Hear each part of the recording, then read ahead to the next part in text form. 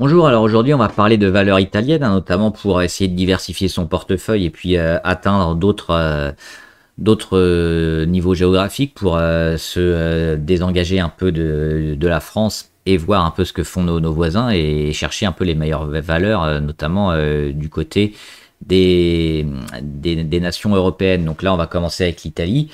Donc on va présenter trois valeurs, hein, sur lesquelles il peut être intéressant de se placer, notamment pour le moyen terme, voire plus, même si on a certaines qui sont probablement intéressantes dès maintenant en court terme.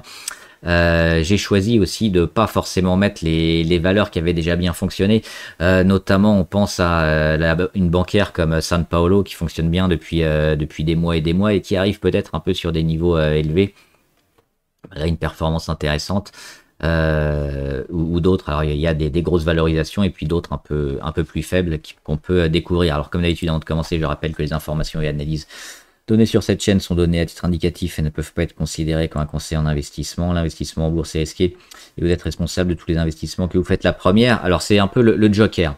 C'est la valeur un peu spéculative qu'on peut jouer pour essayer peut-être de gagner plus. Mais il y a un petit risque quand même, hein. Elle vient d'entrer en bourse assez récemment. C'est Next Geo Solutions Europe, notamment dans la construction et la maintenance sur le offshore. On le voit, hein, rentrer en bourse seulement au mois de mai 2024. Donc mai, juin, juillet, août, ça fait environ 15 mois, hein, qu'elle est en bourse. Elle a un parcours plutôt intéressant, hein, on le voit ici autour des 6-7 euros. Et elle a explosé. Elle a fait une deuxième explosion parce qu'elle s'était bien comportée, hein, sur les premiers mois. Et elle a fait ici une deuxième explosion, notamment fin juillet. Et on le voit, les volumes énormes, quasiment au niveau de l'introduction. C'est important parce que généralement, les volumes d'introduction, c'est des volumes records. Et retrouver des volumes comme ça, encore avec un niveau plus haut, parce que il y a le capital échangé aussi. Si vous avez le même volume mais pas le même prix, il y a un capital échangé qui est forcément plus important. Et là, on était quand même un peu plus élevé, hein, on est autour des 8-9 euros, alors que là, on était sur les 7, 7,50.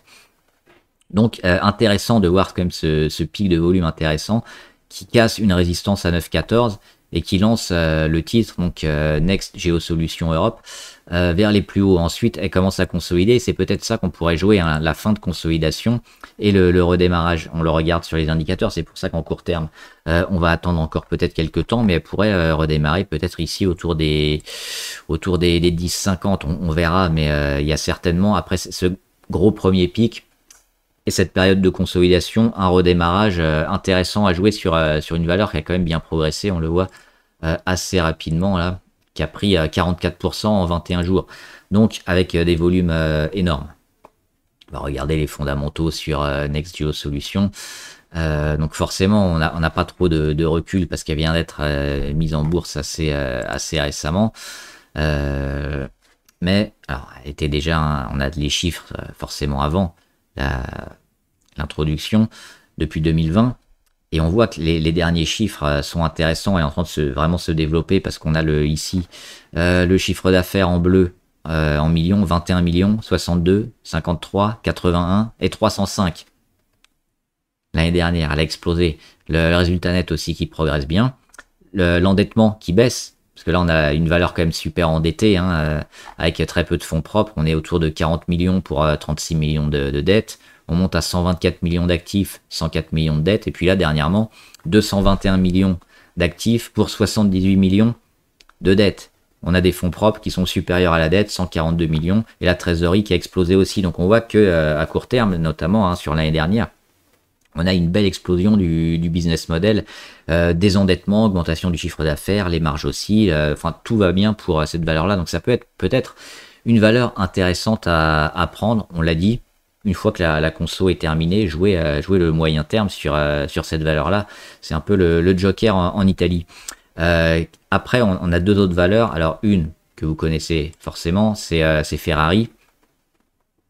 Alors, sur Ferrari, il y a juste ce petit risque où on a quand même un PER assez élevé. Hein. Price Earning Ratio, c'est cours sur bénéfice, en gros.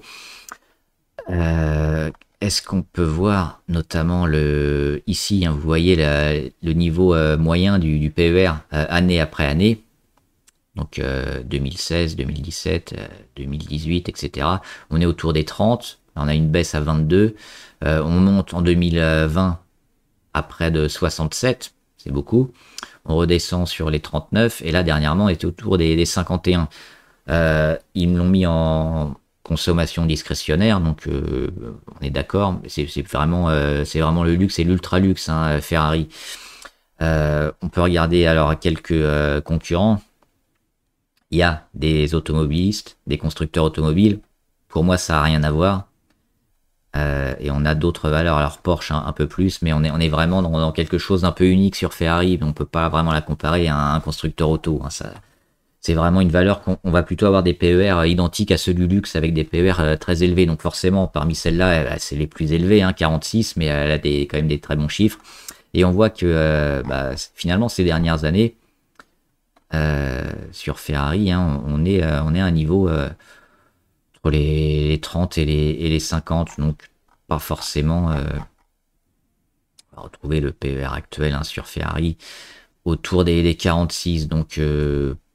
un peu élevé, mais on l'a dit, c'est vraiment une valeur luxe avec des ratios plutôt favorables. Les fondamentaux également, hein, sur Ferrari, depuis notamment, hein, l'après-Covid, où on a explosé, notamment avec la demande de personnalisation. Et puis bientôt, on aura les modèles, hein, F80 vendus environ 3,6 millions l'unité. Il y en a 799, je crois, qui vont commencer à être livrés fin 2025, début 2026, qui vont soutenir le cours.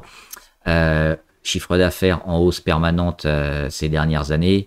Les résultats nets aussi, les actifs qui deviennent de plus en plus importants, on le voit, hein. Elle avait pas mal de dettes en 2016, 2015-2016, elle avait quasiment pas des fonds propres après quelques millions ou 300 millions. Aujourd'hui, elle a 3 milliards, plus de 3 milliards de fonds propres, près de 6 milliards de dettes et 9 milliards 5 d'actifs. La trésorerie aussi qui fait quasiment que monter, donc elle est en train de se garder un trésor de guerre intéressant. Donc on a des fondamentaux plutôt très solides et on peut voir, hein, le graphique. Alors ça fait un petit moment qu'on fait pas forcément grand chose. On a eu la vente ici au mois de février 2025 de la famille Agnelli d'une partie de leur part, mais finalement ici sur les 404, après une grosse explosion, hein, on a latéralisé plus ou moins. Et on est revenu, hein, souvent sur une résistance autour des 455, ou un peu en dessous, qui faisait échec. Le support autour des 404, là on a eu la panique à droite douane, et finalement on revient au-dessus. Donc pour moi, on va avoir toute cette période de latéralisation, d'accumulation, qui va permettre au titre, hein, finalement d'accumuler, de repartir. On a déjà retrouvé les moyennes qui sont plus ou moins rassemblées, donc techniquement c'est intéressant. On a eu une grosse baisse ici sur des résultats, parce que les résultats n'ont pas été revus à la hausse, comme c'est le cas souvent sur Ferrari.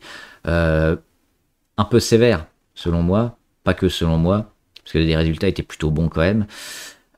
Et on le voit, derrière, ça a été racheté. Donc, on va accumuler comme ça pendant quelques temps, quelques semaines encore, mais il y a fort à parier aussi qu'on retrouvera une tentative de cassure des 450, hein, 450, 460 dans les semaines à venir, et que le cours du Ferrari sera haussier, notamment par les ventes de F80 qui vont arriver fin 2025, début 2026. Donc là aussi, PER qui peut sembler cher, mais on l'a dit, c'est plus du luxe que du constructeur auto. Donc plutôt très favorable sur cette valeur-là, qui a déjà, hein, finalement, ça fait un an. Ça fait un an qu'on est sur ces niveaux-là. On est un peu au-dessus, un peu en dessous, mais ça fait un an. Donc on a déjà cette période, je pense, de digestion, et on peut espérer un redémarrage assez important bientôt. Et la dernière valeur italienne qu'on peut jouer, si je la trouve, hop, elle est ici, c'est Pirelli. Et on va regarder quelques graphiques sur Pirelli, notamment les fondamentaux intéressants, avec les revenus là aussi plutôt. Alors il n'y a pas de croissance au niveau des revenus, hein. On a eu une petite hausse post-Covid aussi pour être à 6 milliards 9 et maintenant 7 milliards de chiffre d'affaires par an. Les résultats nets, hein, qui sont aussi plutôt croissants, on le voit. On atteint 468 millions. Donc sur Pirelli, hein, c'est pas du service, donc forcément les marges sont plus faibles. Mais ce qui est intéressant, c'est là aussi la santé financière, on le voit, autour de 13 milliards d'actifs et à peine 7 milliards de dettes. Donc on a presque les fonds propres qui sont au niveau de la dette. 5 milliards 9 de fonds propres, 7,7 de dettes. Donc on voit que c'est vraiment peu endetté, c'est bien géré. Et aussi on a une trésorerie correcte avec plus d'1,5 milliard, 1,5 milliard de trésorerie pour Pirelli.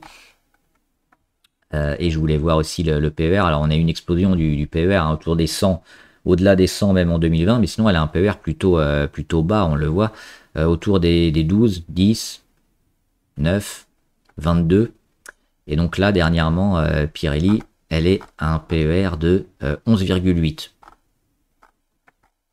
Et par rapport à la concurrence, elle est au niveau, elle est même plutôt pas trop chère, parce qu'on voit Bridgestone à 22, Yokohama à 14, Continental à 13, on a Goodyear à 5, mais elle est plutôt dans la médiane, et la médiane de base, donc pas tellement chère, finalement Pirelli, et graphiquement, ça qui est intéressant aussi, on a quand même ce phénomène de rachat depuis octobre 2022, avec ces plus bas qui sont rachetés sur cette oblique-là, sur les 3 euros, sur les 3,7 euros, là dernièrement autour des 4,6 euros, avec la panique droit de douane du 7 avril.